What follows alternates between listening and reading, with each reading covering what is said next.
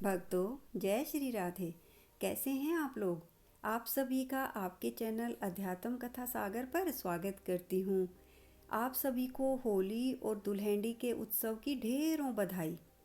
भक्तों, हमारा भारतवर्ष अनेक प्रकार के उत्सवों से भरा हुआ है। इस बार 2024 का होली का दहन रविवार 24 मार्च को है और दुल्हन का उत्सव सोमवार 25 मार्च को है। इस होली के दिन भक्तराज प्रहलाद की विजय हुई थी। एक 5 साल का बालक जिसका पिता ही उसका दुश्मन बन गया था। एक बहुत बड़े असुर ने एक भक्त को मारने का प्रयास किया था। उस भक्त की विजय का उत्सव दुल्हन के रूप में मनाया जाता है। भक्तों, यह सतयुग के समय की बात है। इस कथा के मूल वक्ता नारद मुनि हैं। यह कथा श्रीमद् भागवत के सप्तम स्कंद में है। सप्तम स्कंद नारद मुनि के मुख से निकला है। फिर यही कथा भागीरथी गंगा के तट पर शुकदेव गोस्वामी ने परीक्षित को सुनाई और यही कथा नैमिषारण्य में 88,000 ऋषि मुनियों को श्री सूत जी ने सुनाई। क्या हुआ कि जब भगवान विष्णु ने सूकर अवतार लेकर हिरण्याक्ष का वध कर दिया था और उसका छोटा भाई हिरण्यकश्यपु, जो दिति के ये दोनों पुत्र थे, भगवान विष्णु का दुश्मन बन बैठा और उसने ऐलान कर दिया कि मैं विष्णु को मारना चाहता हूँ। लेकिन हिरण्यकश्यपु यह अच्छी तरह से जानता था कि विष्णु को मारना आसान नहीं है। अब उसने क्या किया कि विष्णु पर विजय प्राप्त करने के लिए, अजर अमर बनने के लिए मंदार पर्वत की तलहटी में जाकर दारुण तपस्या शुरू कर दी। उसने 36,000 साल तक तपस्या की, खाना पीना सब त्याग दिया। दिन महीने साल बीतने गए। दारुण तपस्या की थी, इसलिए उसके सिर से एक अग्नि पैदा हुई। वह अग्नि चारों तरफ फैलने लगी। एक अग्नि स्वर्ग में भी गई। चारों तरफ हाहाकार मच गया।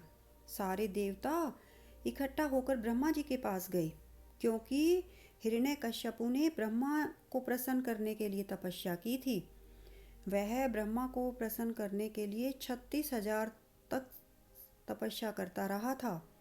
जब ब्रह्मा जी को ये बात पता लगी तो ब्रह्मा जी हंस पर सवार होकर ऋषि मुनियों को लेकर वहाँ आए। पहले हिरण्यकश्यपु को खोजा गया, क्योंकि इतने दिन तपस्या करने के कारण उसका शरीर बचा ही नहीं था। बड़ी बड़ी जटाएं उगाई थी। बस एक आवाज़ आ रही थी, ओम ब्रह्मा नमः। ब्रह्मा जी ने गंगा जल हाथ में लेकर जल को अभिमंत्रित किया और फिर वही जल हिरण्यकश्यपु पर छिड़क दिया। जल के प्रभाव से वह उसी रूप में आ गया जैसा वह 36,000 साल पहले था। ब्रह्मा जी ने उससे कहा कि मैं तुमसे प्रसन्न हूँ, तुम जो वर मांगना चाहते हो मांग लो। हिरण्यकश्यपु ने कहा कि ब्रह्मा जी, मुझे अमर होने का वरदान दीजिए। अब ब्रह्मा जी कहने लगे कि यह वरदान तो मैं नहीं दे सकता। तो हिरण्यकश्यपु ने कहा कि तो मुझे ऐसा वरदान दीजिए कि मैं ना दिन में मरूं, ना रात में मरूं, ना मनुष्य से मरूं, ना जानवर से मरूं, ना धरती पे मरूं, ना समुंदर में मरूं, ना बाहर मरूं, ना भीतर मरूं। ब्रह्मा जी ने तथास्तु कहकर वरदान दे दिया। वरदान पाकर हिरण्यकश्यपु अहंकार से भर गया कि अब तो मुझे कोई मार ही नहीं सकता। उसने सभी लोक जीत लिए और सबको आदेश दे दिया कि कोई भी विष्णु की पूजा नहीं करेगा। मैं ही भगवान हूँ, सभी मेरी ही पूजा करो। क्या हुआ कि उसका पुत्र प्रहलाद, जिसमें बचपन से ही देवीय गुण थे, वह अत्यंत गुणवान था और नारद मुनि का शिष्य था। वह भगवान विष्णु का बहुत बड़ा भक्त था। अब पिता ने प्रहलाद को पढ़ने के लिए गुरुकुल में भेज दिया। 1 साल के बाद जब प्रहलाद वापस आया तो पिता हिरण्यकश्यपु ने पूछा कि प्रहलाद, तुम्हें सबसे अच्छा क्या लगता है? प्रहलाद ने जवाब दिया कि पिताजी, मुझे तो सबसे अच्छा भगवान विष्णु का नाम जपना और उनका स्मरण करना लगता है। ये सुनकर तो हिरण्यकश्यपु को बहुत गुस्सा आया और उसने प्रहलाद के गुरु षंड और अमरक को बुलाकर कहा कि ये तुम क्या शिक्षा दे रहे हो, और उन्हें खूब डांटा। गुरुओं ने कहा कि महाराज, ये तो अपनी माँ के गर्भ से ही सीख कर आया है। हमारे गुरुकुल में ऐसा कोई पाठ्यक्रम नहीं है जिसमें विष्णु भगवान की पूजा की जाए और उनका नाम जपा जाए।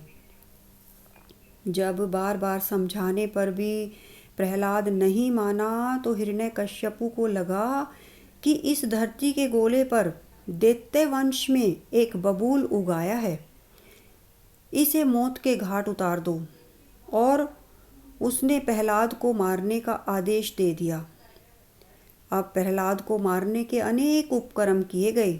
बड़े बड़े हाथियों के पैरों से कुचलवाया गया, लेकिन प्रहलाद को अपने हरि पर पूर्ण विश्वास था।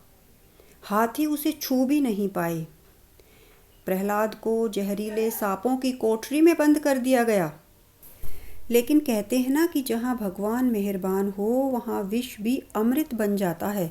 सांप भी प्रहलाद का बाल भी बांका ना कर सके। फिर कृत्या को प्रकट किया गया।